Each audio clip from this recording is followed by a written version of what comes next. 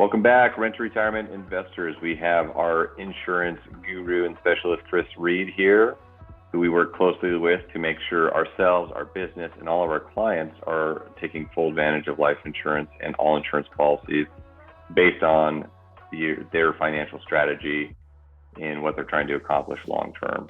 Many of us have policies set up. All of us should have some sort of life insurance policy set up. Very rarely do we have insurance policies that are set up in the most appropriate manner based on our long-term financial and investment goals. And so that's why we've added Chris to our team to make sure, strategically speaking, he fully understands the tax side of things, the individual financial aspects, the family protection, and all the encompassing aspects that we need to. But Chris and I were having a conversation about a lot of people that we speak with, because it's just something people set up and forget about. Most people have policies set up that they really don't fully understand and maybe set up many years ago and are not done appropriately. And so that's why it's important to consistently revisit these policies, because life and financial positions are dynamic. And as you become a more experienced investor and more financially savvy, you need to make sure that you have all the appropriate people and professionals on your team to assist you in setting yourself up for success long term. So Chris, let's go ahead and dive into, I think we want to talk a little bit more specifically about the different types of life insurance and how we can strategically use those, and really what is the importance of looking into a policy that we've had in place, but really haven't had anyone review it. Just we had it set up a long time ago, and really, what does it take to review a policy and why is that important? Yeah, so that's those are all great points. And really it's just about the team that you surround yourself. And that's why I love Rent to Retirement, because of the team that you bring together for the tax, the real estate, the investing, all that kind of stuff. Same thing in the insurance world. Really what it comes down to is, do you have someone who works for you who's a professional, or do you have a salesman who got hired by a company? And to be 100% clear, everybody out there is a good person. We're all trying to do the best we can. The biggest difference is that Wall Street has gathered up a whole bunch of people graduating from college and made them drink a bunch of Kool-Aid about one particular company. So if you get a New York Life guy and a Northwest Mutual guy in a room with a broken bottle, they will fight to the death over why their company is the best. They will do it. The ironic part is both of them will be wrong, right? Neither one of those policies is the best thing for the public, but they believe in their hearts that they're doing the best thing. So in no way am I disparaging what people are out there doing. What it really comes down to, as an independent broker, a fiduciary, which is what I am in my registered investment advisory firm, managing people's money, legally required to put their best interest first. I am independent. If I buy a mutual fund, it's with the lowest cost mutual fund out there. If I broker a real estate deal, it goes to the best real estate company for my client. Same thing, because I have a deep insurance background. The difference is that having the correct policy they can make a little difference. So I had a guy with an increasing premium term life insurance. They got him in at one price, they creep it up every year. He doesn't care, he doesn't pay attention, you don't feel it.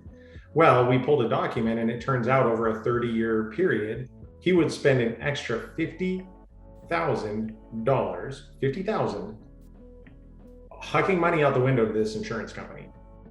And I said, hey, guy, and I won't use his name because he hasn't called me back to address his need, which is just a great example of how taking action is so important. Then I sent him an email and I said, hey, guy, you're paying this company $50,000 extra.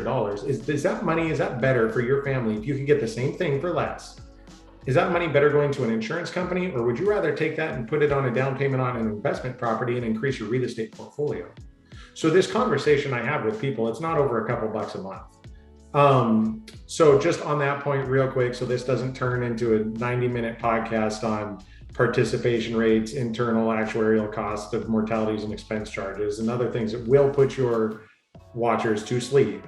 I pulled up what is one of the most common policies I see, and I thought it would be good just to take a look at it, compare it to like something else that's out there, and show people the real impact that having the right product properly structured can mean to people. Excellent. Let's go through it.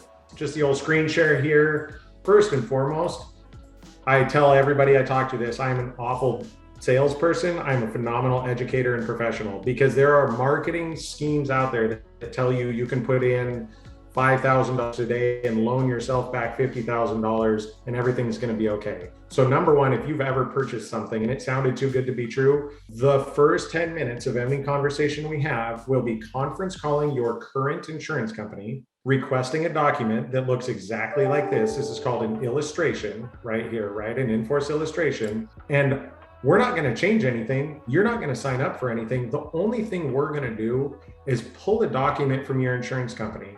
And let me be clear, this is not the statement you get annually. They don't want you to see this. They send you the statement that shows you what you're paying, what your coverage is, and what your cash value is. What they don't want you to see is 30, 40 years into the future, which is what this is. This is a look into the future of this policy and how it will perform. So when I do an analysis of what somebody currently has, I don't ask anyone to take it from me. Let's go to the horse's mouth. In this case, we went to the horse of New York Life. And what I had was a client. So she was 48 when I met her. She's 32 years into the policy. So she took this policy when she was 16 years old and she was paying $1,800 a year. And so chances are her parents probably funded this for her and then she took it over. I mean, that's what I'm doing for my kids. That's pretty common. So I said, okay, Mrs. Client, let's just take a look. She said, look, I've got $116,000. I'm going to loan this money to myself later. It's the same thing we all think. So there's really two main differences in two different types of life insurance. There's whole life and there's universal life. And then there's 20 iterations of each, but let's just stick with the basics. The first is cash accumulation and the second is cash distribution. Because I'm licensed to do whole life. I have whole life companies come in and try and pitch me all the time to broker their policies. And I have pulled them apart and gotten into the deep numbers. And what it comes down to is the amount of cash that you accumulate in an indexed or in a stock market based insurance program versus a dividend paying insurance program. Dividend paying insurance whole life is based on a declaration by the Board of Governors once a year, how much dividends they're going to pay you. So we're in a low interest rate environment. They're not paying very much. And quite frankly, if I sit on the Board of Governors for New York Life and I can pay our policyholders 5% or 6%, and that extra percent goes into the profit of the company, guess what I'm going to declare every year? The highest possible dividend or something that keeps people competitive in the market, right? Right. So here's where I told her, I'm not having a conversation with you about switching your life insurance over this $1,800 a year. I don't want you to pay anymore. We're not really doing this for the death benefit anymore because I got her a big term life insurance policy to cover her insurance need. I said, but look, here's the deal. You took this policy for retirement. Let me ask you this question. At age 67, would you rather have $381,000 or would you rather have $429,000? Okay, so that's a decent accumulation. I don't know about you, right? Personally, I'd rather have the extra $75,000 to loan myself tax free. Of course. Right. The second part that you cannot see on this illustration because New York Life software isn't even set up to do it, old whole life insurance was built actuarially specifically for you to loan yourself money. So this lady could have loaned herself $50,000. If you don't monitor and administer the policy and you don't pay that loan back, eventually the policy can implode on itself and you suffer a gigantic tax consequence. And for anybody who wants to have the conversation, I will get into life insurance 401, the PhD level life insurance, and I'll explain it to you. But at the end of the day, I can just show you a bunch of policies from unhappy whole life clients, right? The bigger conversation I had was, okay, well, let me ask you this. She was financially stable. She owned a laundromat out here in Fall City in Washington State. I said, really, are you going to take that money out? She said, no, honestly, probably not. I said, okay, what's it for now? Well, she's a small business owner. She worked in Fall City, which is a big farming community here, at a laundromat, but she also owned a small family farm. And she said, well, now us here in the state of Washington, we have the highest estate tax in the country. Everything over $2 million is taxed at just an awful amount. And they just made a proposal to increase it. So I said, okay, well, why don't we, as long as I'm looking into your future here with my magic time machine, let's go out here to when you most likely are going to pass away. Healthy, how old are your parents? Okay, they lived to their 90s, cool. I'm into my time machine. I can look out here to when you're 88 years old. She said, okay. So here's the difference. This policy was going to pay her family around 2.1 million bucks, right? That's a good chunk to cover estate taxes, especially for an illiquid estate like a farming and small business. If you leave $10 million in cash to your kids, too bad, so sad. They have first world problems. They can write a check to the IRS. This lady's kids cannot write that check because the farm equipment, land, and that laundromat are worth a lot, but they're not cash, right? This is the universal life. So the proposal I made was, let's switch over your cash value, pay it into this new policy, not increase your premium at all. And now that $75,000 difference that you saw at age 67 becomes a $1 million difference at age 88. Because of compounding interest over time, I was not having a $75,000 conversation with this lady. Now, when she dies at age 88, I will be long retired and I probably will die before she will. I go to bed every night knowing that at some point in the future, the new life insurance company that I switched to her is going to write her family a $2 million check rather than New York Life writing her family a $1 million check. It's insurance. It's not the sexiest thing on earth. I used to be a police officer, which was my life's calling, and truly helping people, like, that's what made me feel good. This is the thing in the insurance world that I feel great about. I know at some point in the future, her family's getting an extra $1 million. Her children's future, her grandkids' future, college funding, estate preservation, all that stuff was handled simply because we had a 30-minute conversation. We got a little awkward calling her insurance company. Yeah, she had to pay a blood test. Oh, she had to give me her routing and account and social security number. I get all that. Look, people try and sell me stuff all the time. I'm open-minded. I listen to it, and if it fits, like, I take action, and if it doesn't fit, it's no thanks. But at the end of the day, just having the conversation is so important. You covered a lot, and yeah. Basically, I think the important take-home message here is that you need to have the right policy in place, and you need to have the right people understanding your goals and understanding all the different policies out there. Everything's dynamic over time. Policies can change. People's life situations can change. Policies that were written 20, 30, 40 years ago are not the same policies being written today, and there's differences.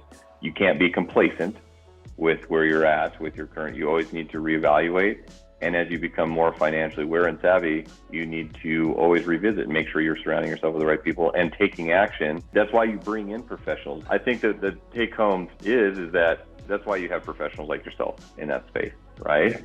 We're real estate professionals, and we understand investing fundamentally at a much higher level than any one of our clients would. That's why they're coming to us for advice, but that's also why we've surrounded ourselves with individuals like yourself to understand those things and make sure that you, just like we have real estate specific attorneys and CPAs, you need to have your network of professionals evaluating your situation at a high level. This is not just some Northwest Mutual salesperson that's, they don't know, they know how to sell one product usually, or one product in a variety of different people, or, it's not looking at the overall picture and being independent to be able to choose the most appropriate policy and look long-term, understanding the financial component of it. Chris, you're a professional investor, and you're, an independent professional, life insurance professional as well, that understands at a high level. That's why we're networked with you. Anyone coming through our network already has the confidence that we're opening up our network that we've worked with people and surrounded ourselves with for many years to those same investors. Same thing with the other, real estate providers, insurance, taxes, legal counsel, the qualified intermediaries for 1031, insurance providers for property insurance. You need to insure your property, one, because the bank requires it, because they're going to require that insurance policy, but that's also an important thing to do, and you need to make sure you have the right insurance policy in place. There's all sorts of insurance policies out there, but you also need to be insuring your most valuable asset, which is yourself, and doing it appropriately. So I guess the take home is that if you don't have a life insurance policy, you should, you need to set up one for your family, but also, to take the tax advantages that are available, because that's the biggest obstacle, and that's the most expensive, and that we're ever going to pay is taxes. But you need to make sure you're doing it appropriately. If you have a policy in place currently, you need to revisit it, and you need to make sure you're talking to the right people that are setting you up for success. So if someone wants to revisit a policy, it's not a detailed conversation. There's no money, and you're not charging for this. You're No, simply offering it to someone to revisit if there's something more strategically that they could do, which 99% of the cases there usually is. So yeah, absolutely. Yep. Yeah. And anybody who doesn't talk to Zach on the real estate side, he did to me in 30 seconds there what I did to him for 20 minutes, which you lost me right around those high level tax strategies. And I'm a real estate investor, but your guys set up there with your tax strategies and depreciation and the way you acquire and sell assets and the timing. No, man, it's just so important that people work with people who think at that next level. 100%. We'll put your contact information in the notes, and obviously, you're part of our team as our insurance specialist. So if anyone wants to reach out to schedule an appointment with you, you're happy to review any policies they have and make sure that they're doing the most strategic thing they need to for their financial security. So Chris, Thanks again for joining us and running through this.